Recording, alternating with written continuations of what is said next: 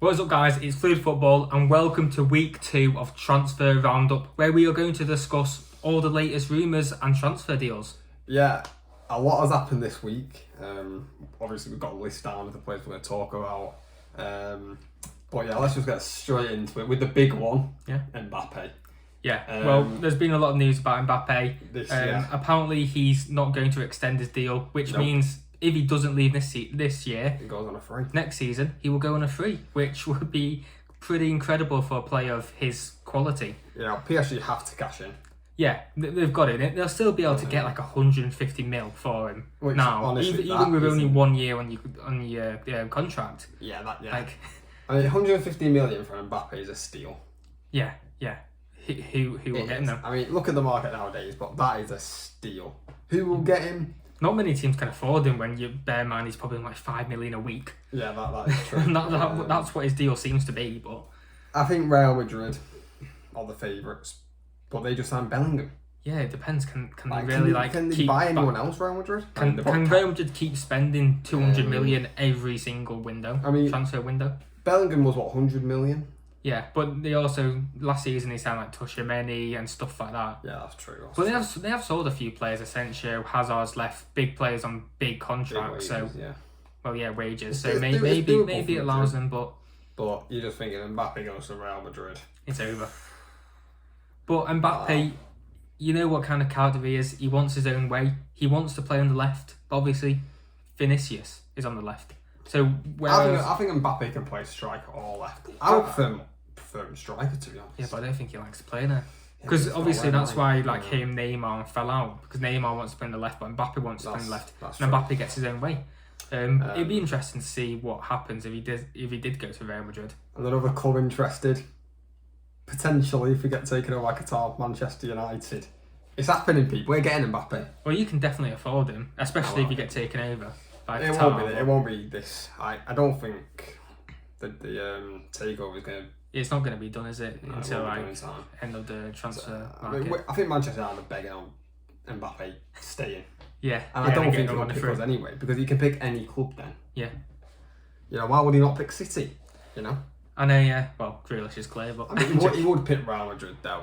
He wants to go to Real Madrid. Yeah, it has been his dream club, hasn't it? He's still young. Maybe he goes to another team for a few seasons and then goes to Real Madrid when he's in his prime, like Haaland's going to do.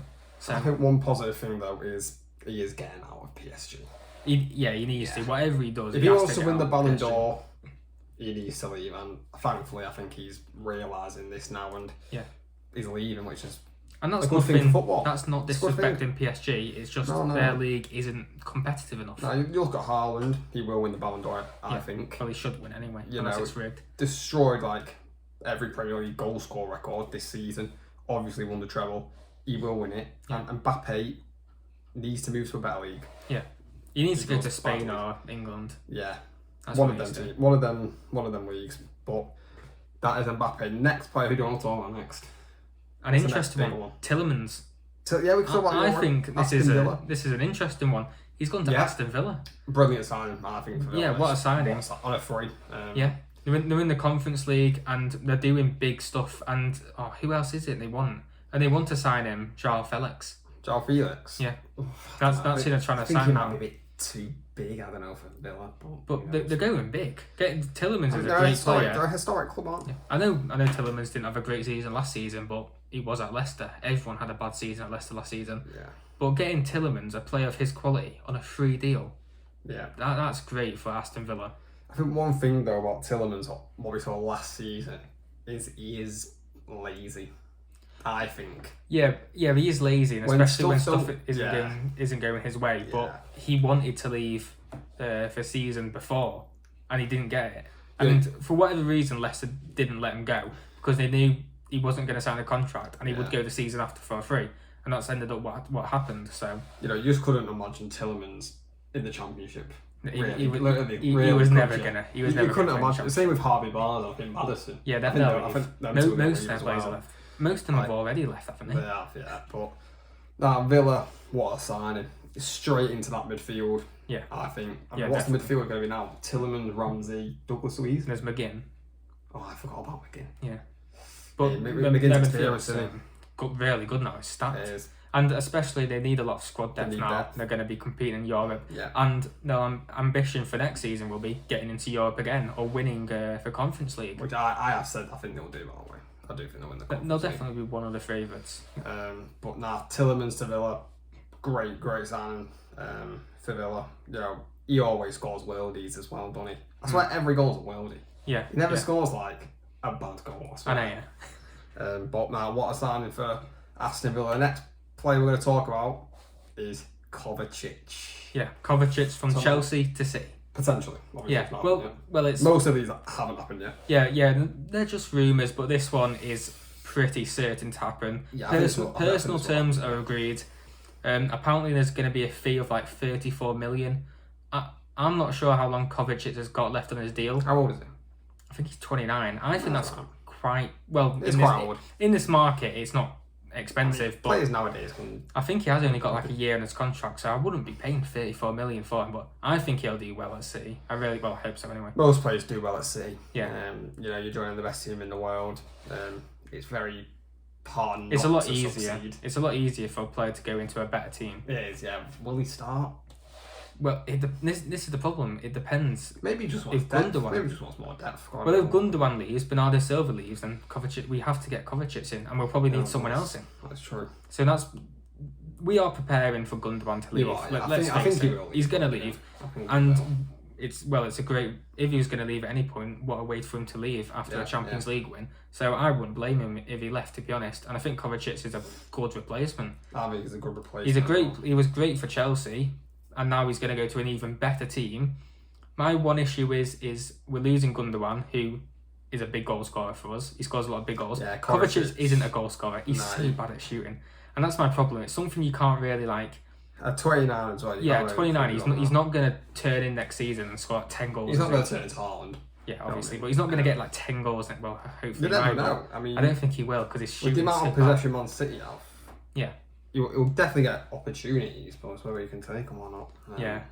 But no, I think it's a very good deal for City. I do, like you said, I think they should be being cheaper, about 25. Yeah, I think 34 million is a bit expensive, especially for someone who I think has 1 year left. But he's proven in the Premier League as well. He's proven that he can do a job. I can't believe Chelsea want to sell him, unless he wants to leave. But I don't know why he would want to leave. But I know, yeah. I know they're getting Caicedo, it seems. But... I mean, we can talk about another player who isn't on the list. Yeah.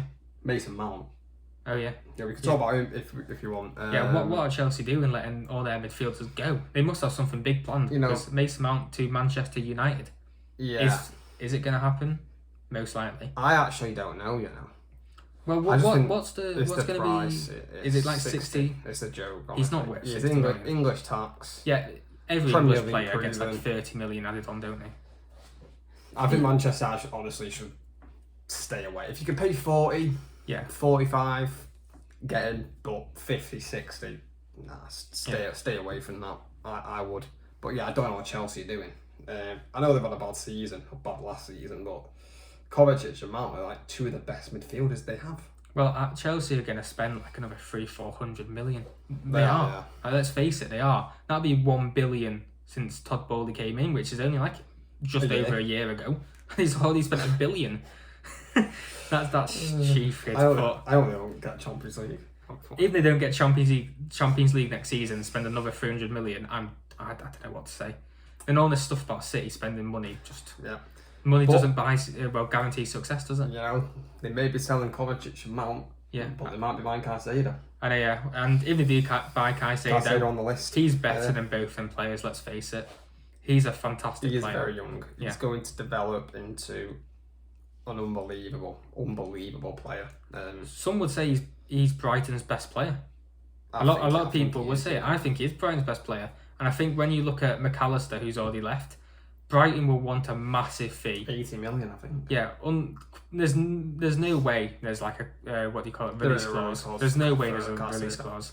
So someone will have to pay 80 million. And Declan Rice is going. West Ham want 120 million. Is Caicedo better? I think Caicedo is better than Rice. I think it's quite close, to be honest. Well, they're similar, but they're not similar players. But in terms of what you're going to get, but again, Rice is English. If Rice is 120 million, then how is Caicedo not 120 million? Yeah, well, is Brighton doing what they're doing? How much did they buy Caicedo for? Like 6-7 million, wasn't it? Exactly.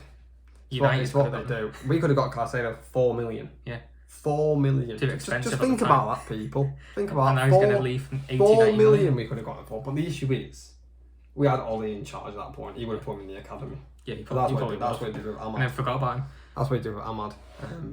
But it's weird because Arsenal wanted him, but they want Rice as well. Can they get both? I don't think so. It's weird though, Caicedo. Surely, I don't think Arsenal can get both. But surely teams like City and United and Liverpool want him. But why is he going to choose Chelsea? He wasn't in Europe next season.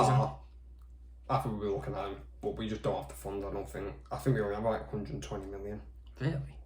Well, you need to sell a lot of players, to be honest. So that's about right. But. Nah, I can't see Arsenal getting Caicedo and Rice. I think Caicedo will go Chelsea, Rice, I think will go Arsenal. I think that's how it works. And the last player we have on the list, another City player, Gvardiol. Well, another player City trying to get. Yeah. This would be a great signing because Laporte is going to leave City. I mean, look at the options now. Ake, Gvardiol, Akanji, Diaz, Stones. Well, Stones is technically a midfielder now, but he can play centre back. Mental. Yeah, and apparently it's going to be around. RB Leipzig want a massive fee. I think there is a release clause, but I think it's like 80 mil. So the transfer market's just. But when you think about it, if Laporte leaves, Laporte will, I don't know how long he's got left on his deal. He's not going for free anyway. He'll probably go for like 40, 50 million. He will, because he is a good player. Like, people seem to forget it. He's a great player. He's been good for City as well. So we're only going to be buying him for like 30 mil, technically, if we sell Laporte. Yeah, because if it is an 80 million release clause, if it's anything more, then I wouldn't pay it. Gvardiol's a great player, great centre back. I think him and Diaz, they could be unbelievable next to each other. Well, we play like a back three, don't we? Isn't Gvardiol left-footed as well? Yeah, he's left-footed. Yeah, so that's why I think it's a perfect replacement for Laporte. Yeah, I think you always need a left-footed centre back. Well, Ake is there as well. That is true. Gvardiol's levels above Ake, I think. Is he? Yeah, as centre back. Yeah, not left back. Yeah. Well, Gvardiol can play as like a left back, or well, how we play, he can play there definitely. There's no doubt about it. City are looking good in this window so far. Kovacic, Gvardiol, and we'll spend more money because other players are going to leave. Mahrez, Bernardo Silva are going to leave. We'll spend a lot more money, which is good. Yeah. So that's good. Is there anyone else? No, I think that is. Oh, are we talking about Raya? No, we haven't. David Raya. Spurs. I'm stunned at this one, to be honest. I'm not. Spurs need a goalkeeper. Lloris is absolutely dreadful. I think Raya's better than Spurs. Yeah, that's fair. But apparently Tottenham don't want to pay 40 million for him, which is laughable. I don't know what they're going to do. They're going to have, what's his name, Fraser Forster in that next season. Apparently they don't want to pay 40 million. They want to pay 20 million. Daniel Levy, mate, like, you don't know how to back players, do you? You don't know how to sell them, but you don't know how to buy them. They're never going to win anything anytime soon. Well, that's the type of club Tottenham are, sadly. Well, not sadly, but... But, Ryan's a great keeper. Yeah, he's got everything. Great ball distribution, great shot stopper. But Spurs are a bigger club than Brentford. Will the pressure be on him? Because I think there's a difference having pressure on goalkeepers. Yeah, especially when they go to a bigger club. You make a mistake, then, Christ, it's all over the press. Yeah. But I think Ryan will be fine. Well, it depends who his back three is. If he has Eric Dyer in front of him, then God help him. Yeah. But that is it for today. That's week 2 of our transfer roundup. So thanks for watching and please subscribe.